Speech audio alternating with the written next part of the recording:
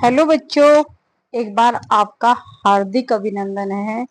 उम्मीद करती हूँ आप सब अच्छे होंगे, मस्त होंगे, जबरदस्त होंगे। बच्चों, जैसे कि आप जानते हो 2022 में टीजीटी पीजीटी के फॉर्म निकले थे और उसी के चलते अभी एग्जाम नहीं हुआ है। फॉर्म तो भरवा लिए थे गवर्नमेंट ने, लेकिन अभी तक पेपर नहीं कराया। तो ऐसा सुनने में आ रहा है कि जल्दी ही टीजीटी पीजीटी का, तो ये जो क्लास है ये स्पेशल, वैसे तो सभी परीक्षाओं के लिए उपयोगी, पर special DSSB TGT PGT UP TGT PGT के लिए है। तो बिल्कुल समय वेस्ट नहीं करेंगे और इस क्वेश्चन का जो राइट आंसर होगा वो क्या होगा बेटा, देखो। किस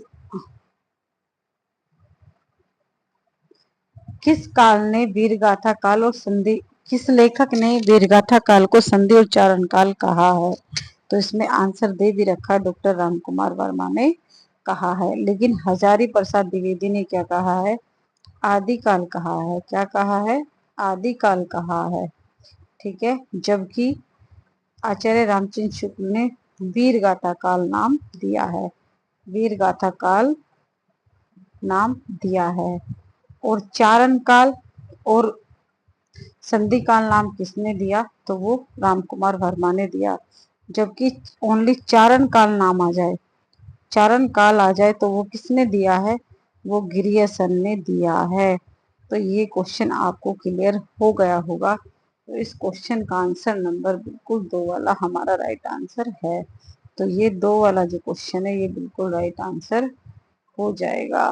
तो इसका राइट आंसर बिल्कुल हमारा ये वाला राइट आंसर है। तो इसका सेकंड वाला जो आंसर है वो बिल्कुल सही है। ये वाला आंसर बिल्कुल करेक्ट है। अगले क्वेश्चन की तरफ चलते हैं। आधुनिक काल का आरंभ कब से माना जाता है? तो कब से माना जाता है? आधुनिक काल का आरंभ कब से माना जाता है? तो आधुनिक काल का जो शुभ आरंभ है वो भारतीय हिंदू युग से माना जाता है। तो वो 1857 से माना जाता है। ठीक है, 1857 से माना जाता है। ठीक है।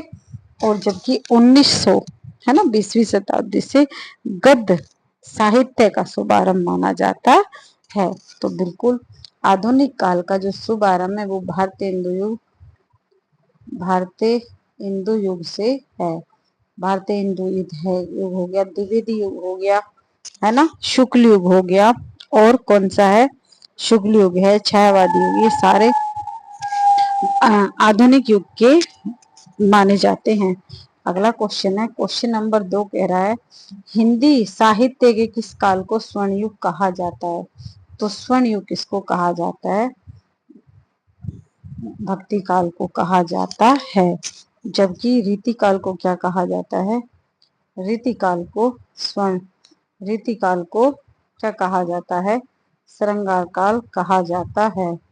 तो ये भी राइट आंसर हो जाएगा। ठीक है, तो ये वाला भी बिल्कुल श्रृंगार काल वाला बिल्कुल राइट ऑप्शन हो जाएगा। ठीक है, तो बिल्कुल अगले क्वेश्चन की तरफ चलते हैं। अगला क्वेश्चन क्या कह रहा है? अगला क्वेश्चन है प्यारे बच्चों, अगला क्वेश्चन है बेटा,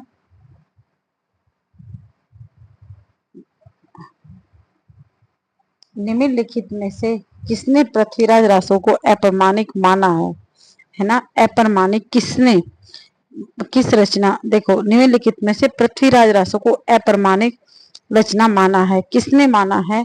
तो ये बताना है बेटा, किसने माना था? तो बिल्कुल जो है वो किसने माना है? तो वो जो है आचार्य रामचंद्र शुक्ल जी ने माना है। तो ये हमारा राइट आंसर है। जबकि इन्होंने क्या माना था? उन्होंने अर्ध प्रमाणिक माना है, अर्ध प्रमाणिक माना है। ठीक है, तो ये वाला राइट आंसर हो जाएगा। श्याम सुंदर ने अर्ध प्रमाणिक क्या माना है बेटा? अर्ध प्रमाणिक माना है। ऐसा भी क्वेश्चन बनता है ना, अर्ध प्रमाणिक माना है। ठीक है, तो इसका राइट आंसर जो है ये वाला बिल्कुल राइट आंसर है। संदेश रासक के रचनाकार हैं, तो संदेश रासक के जो रचनाकार है वो अब्दुल रहमान है। जबकि अमीर खुसरो मुकरी और पहेलियां मुकरी और पहेलियां, है ना, पहेलियां, ठीक है। और जगनिक जो है परमाल रासो, जगनिक किससे संबंधित है, जगनिक जो है वो किससे संबंधित है, वो परमाल रासो से संबंधित है। परमाल रासो, परमाल रासो, ठीक है। तो यह क्वेश्चन सही हो गया। रसलीन, ऐसा भी क्वेश्चन बनता है ना। अब्दुल रहमान, अब्दुल रहमान की जो पुस्तक है वो है बेटा जी संदेश रासक। कौन सी है, संदेश रासक है। तो आपको यहाँ तक समझ में आ गया होगा। अमीर खुसरो मुकरी और पहेली, जगनिक की परमाल रासो, इसे आला उधल भी कहा जाता है। जबकि राइट आंसर क्या है, बिल्कुल राइट आंसर जो होगा वो बिल्कुल हमारा कौन सा वाला हो जाएगा, तो बिल्कुल बेटा जी ये वाला ऑप्शन हमारा राइट है। अगले क्वेश्चन की तरफ चलते हैं। अगला क्वेश्चन क्या कह रहा है, देखो बेटा अगला क्वेश्चन जो है वो थोड़ा सा बड़ा क्वेश्चन है। तो ये क्वेश्चन कह रहा है भक्ति काल के संबंध में निम्नलिखित कथनों पर विचार कीजिए और नीचे दिए गए संकेतों में से सही विकल्प चुनिए। तो भक्ति आंदोलन का जन्म दक्षिण भारत में हुआ था। हाँ, निर्गुण और सगुण आराधना भक्ति काव्य का मुख्य विषय है। भक्ति में केवल ब्रज, भक्ति काल में केवल ब्रज भाषा का, ऐसा नहीं है। केवल तीसरा वाला जो वो असत्य है। क्यों, क्यों असत्य है बेटा जी ये वाला हमारा, देखो जो है, तो इसमें तीसरा वाला जो वो हमारा बिल्कुल असत्य है। बाकी इसमें जो ऑप्शन है देखो, दक्षिण भक्ति का बिल्कुल दक्षिण से उदय हुआ था, ये बात बिल्कुल सही है। भक्ति काल में निर्गुण और सगुण है। निर्गुण काव्य धारा के जो है निर्गुण और सगुण, निर्गुण जो है वो किसकी है, कबीरदास, और सगुण कौन है, सूरदास और तुलसीदास जी। भक्ति काल में ब्रज भाषा के साथ साथ अवधि अवधि भाषा का भी प्रयोग हुआ था। तो ये वाली बातें बिल्कुल सही है ना। पद्मावत भक्ति काल का प्रथम महाकाव्य, ये वाली बातें बिल्कुल सही है। बस तीसरा वाला ऑप्शन बिल्कुल गलत है। तो इसमें बिल्कुल ऑप्शन नंबर 3 बिल्कुल राइट ऑप्शन हो जाएगा। तो यहाँ तक आपको समझ में आ गया है, ठीक है। तो बिल्कुल बेटा जी, हाँ, ब्रज भाषा के साथ अवधि भाषा है ना, अवधि भाषा का भी प्रयोग हुआ है। तो आपको ये वाला भी समझ में आ जाएगा। जो पद्मावत है वो खुद किस भाषा में लिखा गया था, वो अवधि भाषा में ही लिखा गया था। रामचरितमानस, रामचरितमानस जो है, रामचरित्र जो है, रामचरितमानस वो भी अवधि भाषा में ही, अवधि भाषा में लिखा गया था। तो ऐसा भी क्वेश्चन बनता है कि भक्ति काल का प्रथम महाकाव्य किस भाषा में लिखा गया था, तो अवधि भाषा में। और ब्रज, तुलसीदास तो अवधि और ब्रज दोनों भाषाओं का प्रयोग किया है। तो बिल्कुल इसका ऑप्शन नंबर ये वाला सही है। अगले क्वेश्चन की तरफ चलते हैं बेटा। अगला क्वेश्चन है बाबू, देखो अगला क्वेश्चन कह रहा है कि मलिक मोहम्मद जैसी का जन्म कहाँ हुआ था। तो मलिक मोहम्मद जैसी का जन्म जैस नगर रायबरेली में हुआ था। जैस नगर रायबरेली में इनका जन्म हुआ था। जैस नगर है ना, ऐसा भी क्वेश्चन बनता है। जैस नगर में रायबरेली में हुआ था। एक इनकी बहुत अच्छी सी पंक्ति है। एक बार इन्हें शहंशाह सूरी ने देख के हंसने लगे थे। इन्होंने कहा था, मुझे हंसे के कुम्हार पर, मुझ पर हंस रहे हो या मुझे बनाने वाले कुम्हार पर हंस रहे हो। तो बिल्कुल इनका जन्म रायबरेली में हुआ था। अगला क्वेश्चन है बेटा, निम्नलिखित में से अपनी रचना में गागर में सागर भर दिया है, किसने भर दिया है, रसलीन ने, केशव दास ने, घनानंद ने। तो बिहारी ने। एक ही रचना है इनकी, बिहारी सतसई। कौन सी रचना है, बिहारी सतसई है ना। और इसमें कितने दोहे हैं देखो, इसमें 719 है ना, दोहे हैं। एक ही रचना, एकमात्र रचना है। 719 दोहे हैं। कहीं कहीं 715 भी आपको मिल जाएगा, ठीक है। तो बिल्कुल इसमें ये डी वाला ऑप्शन बिल्कुल राइट हो जाएगा। अगला क्वेश्चन है, अगले क्वेश्चन की तरफ चलते हैं कि प्रेमचंद के किस उपन्यास को कृष्ण जीवन का महाकाव्य कहा जाता है। प्रेमचंद जी के ये सारे ही जो सारे ही उपन्यास प्रेमचंद जी के हैं। कर्म भूमि रंगभूमि, इनका एक है सेवा सदन जो बहुत ही उपयोगी है। सेवा सदन DSSB में एक बार इससे पैसेज लगा था। सेवा सदन से पूरा का पूरा पैसेज लगा था। रंग भूमि है ना, कर्म भूमि, रंग भूमि, गबन गोदान, प्रेमा है, हाँ प्रेमा है इनका, और भी है, प्रेमा हो गया, और बताओ करबला हो गया, इनके प्रमुख उपन्यास हैं।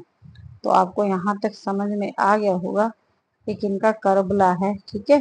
प्रेमा, करबला, कर्म भूमि, रंग भूमि, गबन गोदान, सेवा सदन, इनके प्रमुख उपन्यास हैं। तो आपको यहाँ तक समझ में आ गया होगा। अगला क्वेश्चन है, स्थूल के प्रति सूक्ष्म का विद्रोह किससे कहा गया है? तो छायावाद को कहा गया है। और किसने कहा है? डॉक्टर नगेंद्र ने। किसने कहा? डॉक्टर नगेंद्र ने कहा है, ठीक है। तो ऐसा भी क्वेश्चन बन जाता है। किसने कहा है? तो डॉक्टर नगेंद्र जी ने कहा है। किसने कहा है? डॉक्टर नगेंद्र ने कहा है ना, डॉक्टर नगेंद्र ने कहा है, ठीक है। ऐसा भी क्वेश्चन बन जाता है। अगला क्वेश्चन नंबर 11 है, निम्नलिखित में से कौन भारतीय हिंदू युग का कवि नहीं है? तो कौन सा कवि भारतीय हिंदू युग का नहीं है?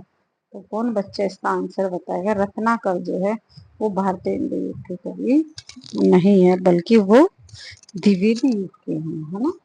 रत्नाकर, है ना, नहीं द्विवेदी युग के नहीं है, बल्कि प्रेम घन जो बद्री नारायण चौधरी प्रेम घन, है ना, बद्री नारायण चौधरी प्रेम घन, है ना, चौधरी प्रेम घन, है ना। और प्रेम घन अब्र, अब्र नाम से, अब्र उपनाम से, किस नाम से? अब्र उपनाम से भी कविताएं करते थे, है ना। किससे करते थे? अब्र उपनाम से भी कविताएं करते थे। तो बिल्कुल इसका सही आंसर बिल्कुल क्या हो जाएगा? तो इसका राइट ऑप्शन ये वाला हो जाएगा। तो बिल्कुल बेटा जी ये रत्नाकर नहीं है, जबकि राय किशनदास, हाँ ये सब थे, है ना। निशाय हिंदू राय किशनदास का, जबकि इनकी प्रमुख रचनाएं देखो, इनकी प्रमुख निबंध कौन कौन से हैं? बात, बात, दात, बोहो, इनके प्रमुख निबंध हैं। जबकि राधा कृष्णदास का है निशाय हिंदू, निशाय हिंदू इनका प्रमुख उपन्यास है। तो यहाँ तक आपको समझ में आ गया होगा। अगले क्वेश्चन की तरफ चलते हैं। मैथिली सेन गुप्त जी को, मैथिली सेन गुप्त को राष्ट्रकवि की उपाधि किसने दी थी, है ना, किसने दी थी? ये वाला क्वेश्चन भी बहुत बार एग्जाम में लग जाता है। हाँ तो किसने दी थी भैया? तो बिल्कुल बेटा जी जयशंकर प्रसाद ने दी थी। राष्ट्र कवि की उपाधि इन्होंने दी थी। हाँ, और सबसे पहले महात्मा गांधी को बापू किसने कहा था? तो रविंद्रनाथ टैगोर जी ने कहा था। तो 12वां क्वेश्चन है, तो राष्ट्र कवि की उपाधि मैथिली सेन गुप्त को किसने दी थी? प्रथम प्रथम प्रथम राष्ट्र कवि, है ना, प्रथम राष्ट्र कवि, ऐसा भी क्वेश्चन बनता है।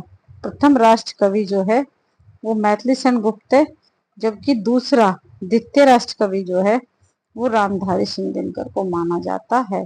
अगला क्वेश्चन है बेटा, अगला क्वेश्चन कह रहा है, कौन सा है अगला क्वेश्चन? द्विवेदी युग में भरमर गीत के आधार पर उदर शतक की रचना किसने की थी? तो जगन्नाथ द्वारा की गई थी। किसके द्वारा की गई थी? जगन्नाथ द्वारा की गई थी, ठीक है। ऐसा क्वेश्चन बनता है। द्विवेदी युग में भरम गीत के आधार पर उद्धव शतक की रचना किसने की थी? तो जगन्नाथ रत्नाकर ने किया था, ठीक है। अगले क्वेश्चन की तरफ चलते हैं। अगला क्वेश्चन क्या कह रहा है? अगले क्वेश्चन की तरफ हम चल रहे हैं। अगला क्वेश्चन क्या कह रहा है बेटा? हाँ अगला क्वेश्चन क्या कह रहा है, इस क्वेश्चन की तरफ हम चल रहे हैं। तो अगला क्वेश्चन है, देखो इसमें महात्मा गांधी, इसमें जगन्नाथ रत्नाकर हो गया। सुमित्रा नंदन पंत की किस रचना पर ज्ञानपीठ पुरस्कार मिला था? तो चिदम्बरा पर मिला था। और कब मिला था? 1900 1968 में, 1968 में, है ना। कब मिला था? 1968 में मिला था। इसमें ये हो गया 1900, हाँ 1968 में, ठीक है। हाँ 1968 में मिला था। जबकि चारों ही रचनाएं इनकी हैं, लेकिन इन्हें चिदम्बरा पर और हिंदी का पहला ज्ञानपीठ पुरस्कार इन्हीं को मिला था। ठीक है, अगले क्वेश्चन की तरफ चलते हैं। अगला क्वेश्चन क्या है? देखो, अगला क्वेश्चन बहुत अच्छा क्वेश्चन है। केवल मनोरंजन ने कवि कर्म होना चाहिए, उसमें उचित उपदेश का भी मर्म होना चाहिए। प्रस्तुत पंक्ति किसकी है? तो ये जो है मैथिली सेन गुप्त जी की है। किसकी है? मैथिली सेन गुप्त जी की प्रमुख पंक्ति है। केवल मनोरंजन ने कवि कर्म होना चाहिए, उसमें उचित उपदेश का मर्म होना चाहिए। तो ये वाला क्वेश्चन बिल्कुल राइट है। इसका ऑप्शन नंबर बी बिल्कुल करेक्ट है। अगले क्वेश्चन की तरफ चलते हैं। मुझे फूल मत मारो शीर्षक कवि साकेत के किस सर्ग से लिया गया है? उर्मिला जो है वो ऐसा कह रही हैं कि मुझे फूल मत मारो, है ना, शीर्षक गीत साकेत के किस किस सर्ग में है? तो 9वें सर्ग से में पंक्ति है। अगले क्वेश्चन है, अगला क्वेश्चन है, निम्नलिखित में से कौन सी रचना हरिऔध की नहीं है? तो अयोध्या सिंह हरिऔध की जो रचना नहीं है वो यशोधरा नहीं है, बल्कि देखो प्रिय प्रवास जो है खड़ी बोली, प्रिय प्रवास बिल्कुल खड़ी बोली का प्रथम महाकाव्य है। प्रिय प्रवास जो है वो खड़ी बोली का प्रथम महाकाव्य है। खड़ी बोली का प्रथम महाकाव्य इसको माना जाता है, ठीक है। लेकिन वैदेही वनवास रस कलश ये अयोध्या सिंह यशोधरा जो है वो मैथिली सेन गुप्त की है। वो किसकी है बेटा? वो मैथिली सेन गुप्त जी की रचना है, ठीक है। मैथिली की रचना है। तो बिल्कुल अगले क्वेश्चन की तरफ चलते हैं। हाँ, रबड़ छंद या कैचवा छंद किस कवि की कविताओं को कहा गया है? तो किस लक्ष्य कर रहा कर कहा गया? तो बिल्कुल निराला जी की जो प्रमुख है उनको कर कहा गया है। तो बिल्कुल आपको यहाँ तक समझ में आ गया होगा। तो बिल्कुल बेटा जी निराला जी की नीति को कर कहा गया है। अगले क्वेश्चन की तरफ चलते हैं। कुकुरमुत्ता के रचनाकार हैं, तो बिल्कुल सरोज स्मृति, सरोज स्मृति, हाँ, और राम की शक्ति पूजा, राम की शक्ति पूजा, शक्ति पूजा इनकी प्रमुख रचना है। तो बिल्कुल बी वाला ऑप्शन बिल्कुल राइट है। अगले क्वेश्चन की तरफ चलते हैं। है है अमा है अमानिशा उगलता गगन, घन अंधकार खो रहा दिशा का ज्ञान, स्तंभ है पावन चार। तो ये किसकी पंक्ति है? तो ये राम की शक्ति की पूजा, जबकि बादल राग राम की शक्ति पूजा निराला जी की रचना है। किसकी है? निराला जी की रचना है। कामायनी जयशंकर प्रसाद, है ना, इसकी है, जयशंकर प्रसाद जी की है, ठीक है। और परिवर्तन किसकी है? सुमित्रा नंदन पंत की है। तो इसका बिल्कुल ए वाला ऑप्शन बिल्कुल राइट है। अगले क्वेश्चन की तरफ चलते हैं। अगला क्वेश्चन बहुत ही अच्छा क्वेश्चन है। देखो बेटा, हाँ, इसमें दे रखा है प्रगतिशील लेखक संघ का प्रथम अधिवेशन लखनऊ में आयोजित हुआ, इसके अध्यक्ष कौन थे? कब हुआ था? 1936 में। कब हुआ था यह अधिवेशन? 1936 में हुआ था, ठीक है। तो इसके अध्यक्ष कौन थे? प्रेमचंद जी थे। अगला क्वेश्चन है, सिंहासन खाली करो कि जनता आती है, पंक्ति किसकी है?